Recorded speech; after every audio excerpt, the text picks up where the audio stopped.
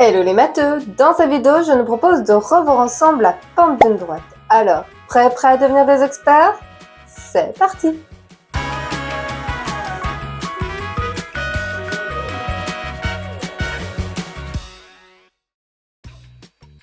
Bienvenue dans cette nouvelle vidéo de Math Expert. Aujourd'hui, nous continuons la série consacrée aux droites avec ce deuxième épisode. Dans cette vidéo, nous allons nous intéresser à la pente d'une droite. Nous avons donc deux objectifs. Comment déterminer la pente d'une droite graphiquement et comment déterminer la pente d'une droite par calcul. Et bien évidemment, le tout sera accompagné d'exercices pour vérifier comment tu t'en sors. Bref, à la fin de cette vidéo, cette histoire de pente n'aura plus aucun secret pour toi. Alors, installe-toi confortablement, n'hésite pas à prendre des notes et c'est parti pour devenir des experts. Imagine que tu pars faire une balade à vélo. Si le chemin est plat, rien de particulier ne se passe. Ça ne monte pas, ça ne descend pas, tu avances tranquillement. En revanche, si une montée apparaît devant toi, tu sais que tu vas devoir fournir un effort pour continuer à pédaler. Et plus cette montée est raide, plus l'effort sera important. À l'inverse, si tu arrives face à une descente, tu sais que tu pourras te laisser porter et prendre de la vitesse. Et plus cette descente sera importante, et plus tu iras vite. Eh bien, cette situation résume parfaitement la notion de pente d'une droite.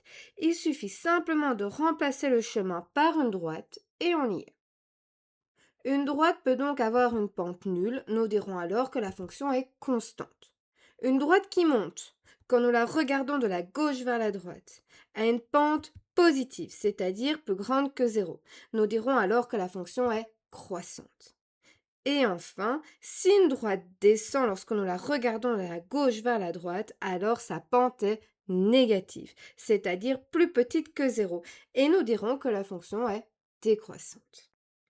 Nous gardons cette image de montée, de plat et de descente. Nous allons simplement reformuler tout cela en langage mathématique. La pente d'une droite nous permet de classer les fonctions en trois catégories. Nous avons les fonctions croissantes, les fonctions constantes et les fonctions décroissantes. La pente d'une fonction croissante est positive, c'est-à-dire plus grande que 0. La pente est représentée par la lettre m, donc m est plus grand que 0. Comme par exemple cette fonction. Lorsque nous parcourons ce graphique de la gauche vers la droite, donc en augmentant les abscisses, nous observons que les ordonnées augmentent également. La fonction, quant à elle, a une pente nulle, donc m est égal à 0. Comme par exemple cette fonction. Lorsque nous lisons le graphique de la gauche vers la droite, c'est-à-dire lorsque les x augmentent, les ordonnées restent constants. Dans ce cas-ci, les ordonnées restent sur 2. Nous aurons alors une droite parallèle à l'axe horizontal, à l'axe x. Et pour finir, la fonction décroissante possède une pente négative, c'est-à-dire plus petite que 0, donc m est plus petit que 0. C'est le cas de cette fonction.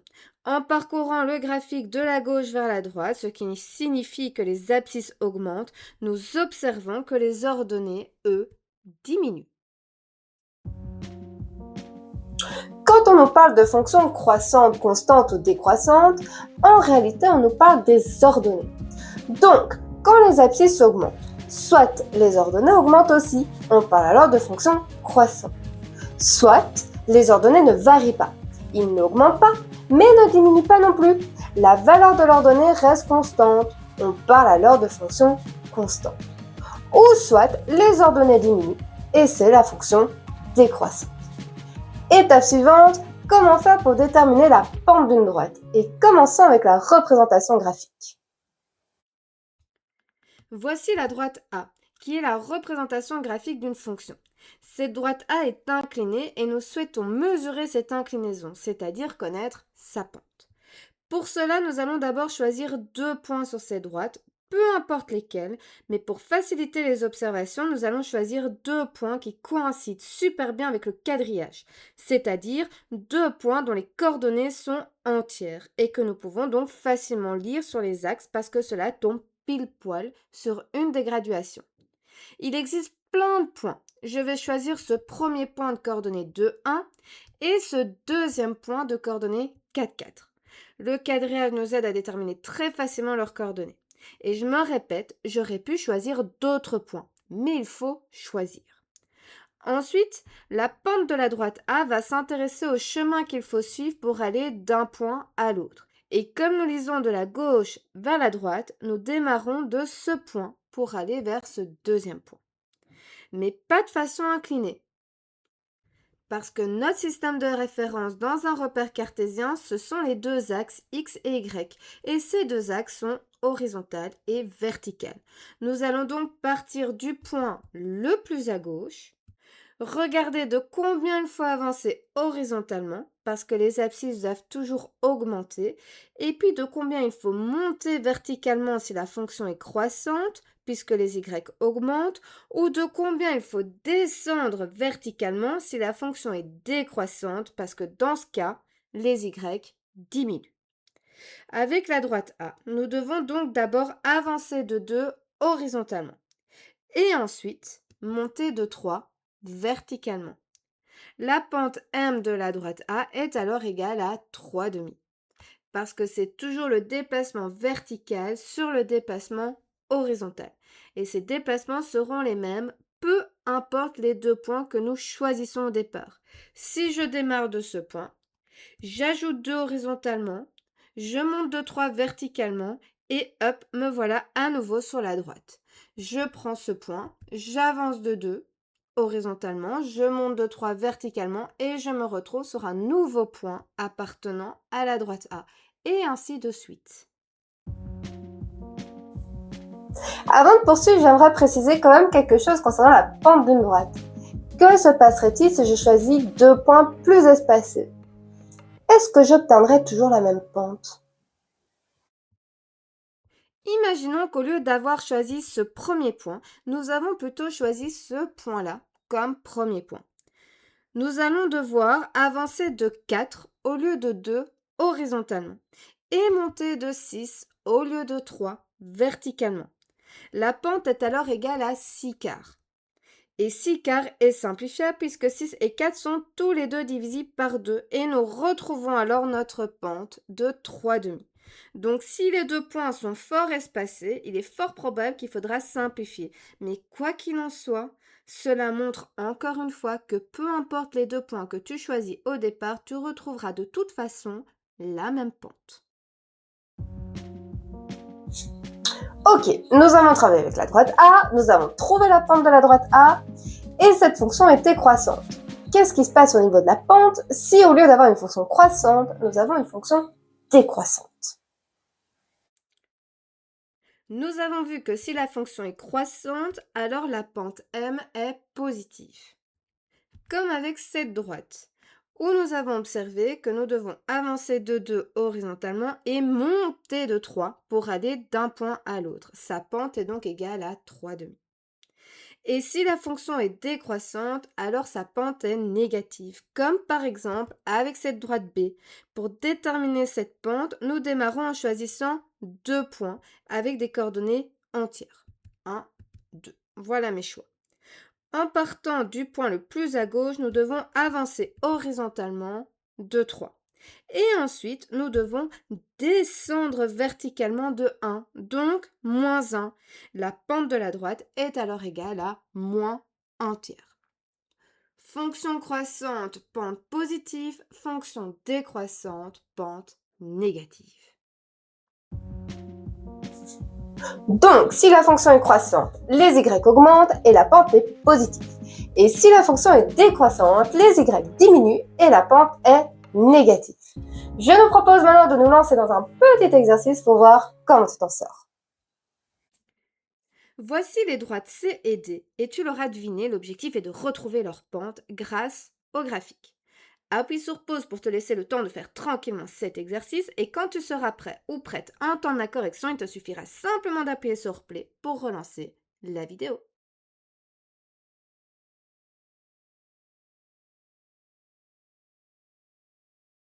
Commençons avec la droite C. Je choisis ce point et ce point. J'observe qu'horizontalement, je dois avancer de 3 et verticalement monter de 2. Donc, la pente de cette droite est de 2 tiers. Et la droite D, je choisis ce premier point et ce deuxième point. Je constate alors que je dois avancer de 4 et puis descendre de 5. Donc la pente de la droite D est égale à moins 5 quarts. Alors, comment cet exercice s'est-il passé pour toi? N'hésite pas à partager tes impressions en commentaire. Il ne reste plus qu'à voir comment déterminer la pente d'une droite par calcul, et puis nous aborderons un petit cas particulier et nous aurons fait le tour sur la question de la pente d'une droite. Pour déterminer graphiquement la pente d'une droite, nous avons besoin de sélectionner 2 points. Par calcul, nous avons aussi besoin de 2 points. Mais comme nous n'avons pas accès au graphique, c'est avec les coordonnées de ces 2 points que nous allons cette fois-ci travailler. Par exemple, nous avons le point C de coordonnées 2, 1 et le point D de coordonnées 4, 4. Et nous souhaitons calculer la pente de la droite passant par les points C et D. Graphiquement, nous avions un rapport avec le déplacement vertical au-dessus et le déplacement horizontal en dessous. Le déplacement vertical correspond à la différence des deux ordonnées puisque l'axe vertical est l'axe des ordonnées. Donc nous avons toujours un rapport. On prend nos deux ordonnées, 1 et 4, et nous les soustrayons. 1 moins 4. Le déplacement horizontal correspond à la différence des deux abscisses. Puisque l'axe horizontal est l'axe des abscisses, nous reprenons nos abscisses 2 et 4 et nous les soustrayons. Notons que lors de la soustraction que nous choisissons en haut doit être la même en bas. Ici, j'ai démarré du point C vers le point D, donc pour les abscisses et pour les ordonnées, on doit bien partir du point C pour aller vers le point D. Et puis, il n'y a plus qu'à calculer. 1 moins 4 est égal à moins 3 et 2 moins 4 est égal à moins 2. Et comme moins sur moins, ça fait plus, on retrouve une pente de 3,5. Graphiquement, nous avançons horizontalement de 2 et nous montons verticalement de 3. Voyons voir si tu as bien compris avec ce petit exercice. Voici 2 calculs de pente à réaliser. Prends une feuille et de quoi écrire, appuie sur pause pour te laisser le temps de réfléchir et dès que tu seras prêt ou prête à entendre la correction, il te suffira d'appuyer sur play pour relancer la vidéo.